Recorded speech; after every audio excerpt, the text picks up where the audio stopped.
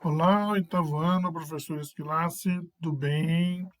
Estamos aqui então para a correção da última atividade que eu passei para vocês, né, sobre o clima, a meteorologia, o tempo, né, a previsão de tempo.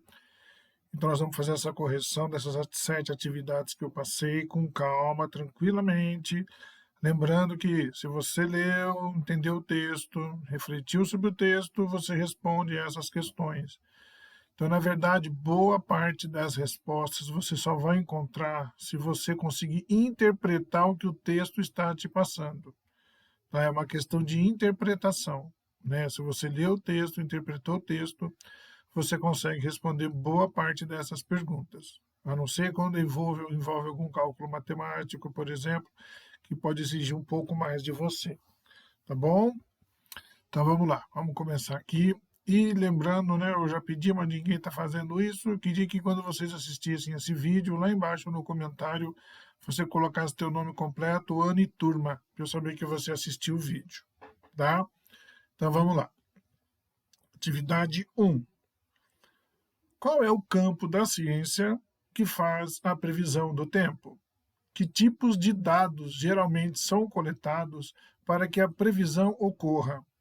E como que a previsão do tempo é feita? Então, bom, a meteorologia faz a previsão do tempo.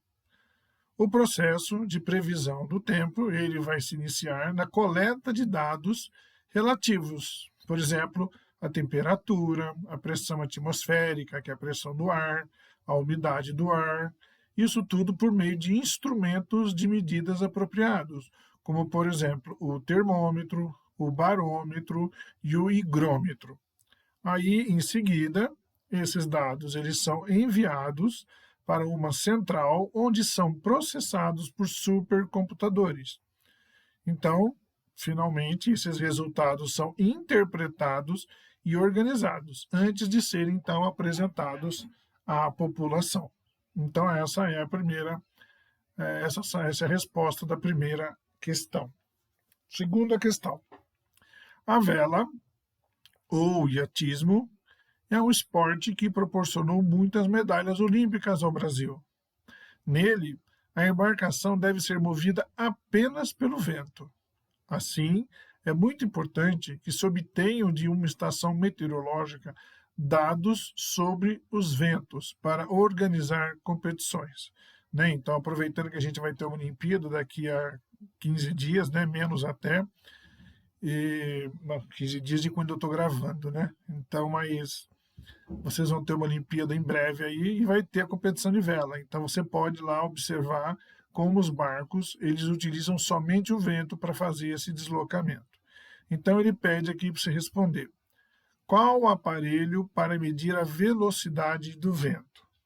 Bom, o aparelho que mede a velocidade dos ventos são os anemômetros, tá? E B, que outras medidas uma estação meteorológica pode realizar? Conforme a gente viu lá no texto, nós temos que uma estação meteorológica ela pode medir a umidade relativa do ar, a pressão atmosférica, a temperatura e também o índice de precipitação. O índice de precipitação é a mesma coisa que quanto choveu, certo? Agora vamos lá. No caderno, né? No caderno, na verdade, tudo você tem que responder no caderno.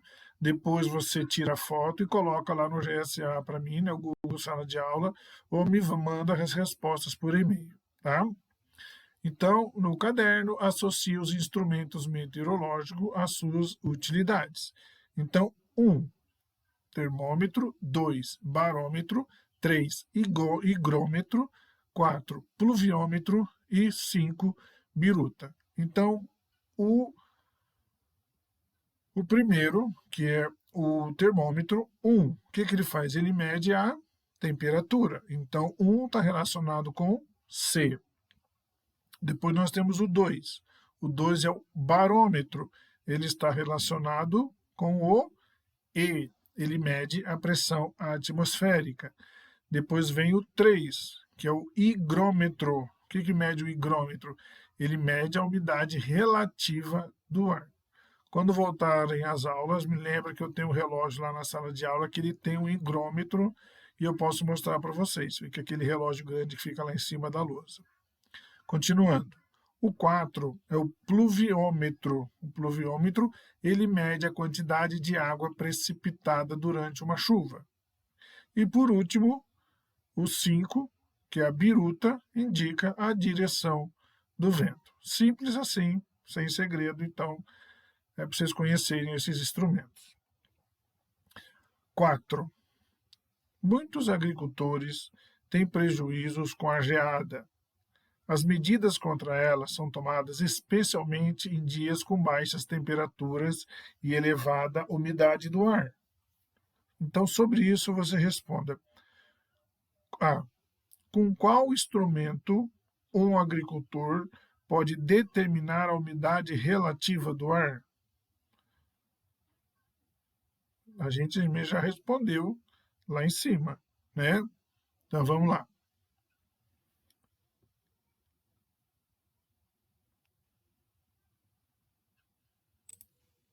Bom, é o higrômetro. Então, o instrumento que um agricultor pode determinar a umidade relativa do ar é o higrômetro, que conforme nós vimos na atividade 3, né, é o item 3 lá, higrômetro. Aí B, descreva como se forma a geada.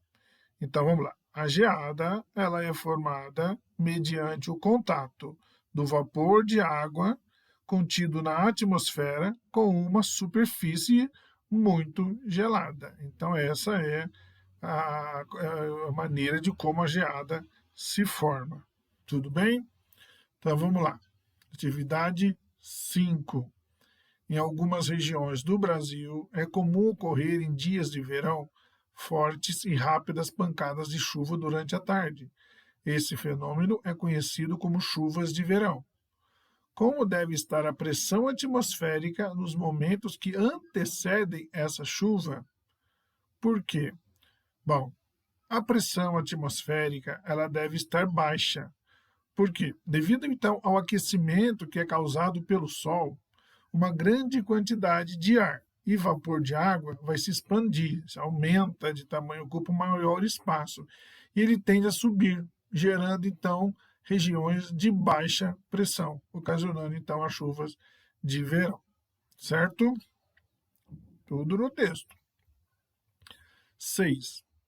A umidade relativa do ar é um importante indicativo na previsão do tempo e geralmente está relacionada com a ocorrência de chuvas. Então, com base nessa informação, responda a como é gerada a umidade do ar.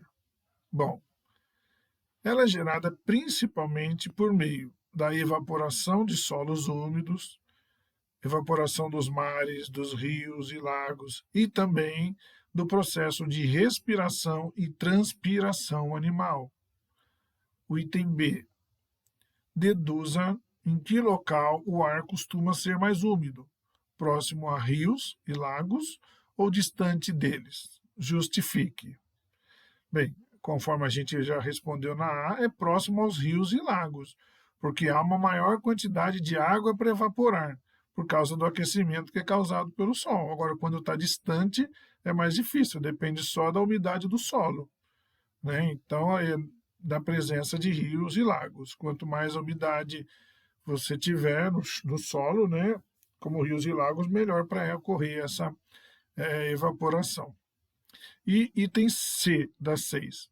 As massas de ar exercem influência sobre a umidade relativa do ar de um determinado local? Está perguntando. Explica a resposta que você deu. Então, primeiro, as massas de ar exercem influência sobre a umidade relativa do ar de um determinado local? Sim. Agora vamos explicar por quê.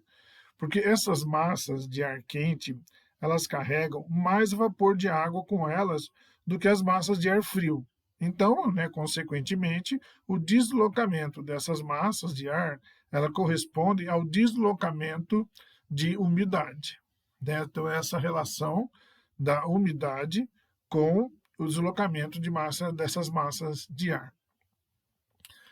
Ok, agora a última questão, a 7ª. Levando em consideração o que você estudou nesse capítulo sobre previsão de tempo, responda aos itens a seguir. Vamos lá. Primeiro, A. Como o registro da pressão atmosférica pode ser utilizado para previsão do tempo? Bom, ele pode ser utilizado, por exemplo, para prever chuvas de verão que costumam ocorrer após a diminuição brusca da pressão atmosférica, né? Como a gente já viu ali em cima, já falou isso. O item B. De que forma os dados obtidos pelos satélites artificiais, eles contribuem para as previsões meteorológicas? Bem, os satélites meteorológicos, eles permitem analisar as tendências de movimentos das massas de ar ao redor do globo. E dessa forma, esses efeitos, os efeitos desses possíveis movimentos em determinada região. Então, o que esses movimentos, né, vão ocasionar em determinada região? Então, dessa forma, né, observando essas imagens feitas pelos satélites artificiais, se consegue essas informações e deduzir o que pode acontecer. Né? Lembrando que dia a dia, né, conforme as imagens vão sendo feitas, eles vão reanalisando para ver se aquilo que eles tinham achado antes continua. Às vezes acontece de mudar. Tá? O item C. Por que nem sempre a previsão do tempo coincide com o que de fato ocorre? Bom, é porque trata-se do resultado de uma combinação de diversos fatores e de condições climáticas, né? E as condições climáticas podem ser bruscamente afetadas pelas variações de um ou mais elementos que foram considerados na previsão, né? Eu vou dar um exemplo. Uma vez eu teve um furacão, estava chegando na cidade lá no sul dos Estados Unidos, tem muito furacão, né? Então a previsão é que o furacão passaria por cima, né, da cidade de Orlando, onde fica a Disney lá, né? O parque da Disney. Mas durante a madrugada houve alterações climáticas, né? Alguma coisa aconteceu que acabou ocorrendo um desvio e aí o furacão foi de volta para o oceano. Então a previsão era que o furacão ia passar por cima da cidade de Orlando.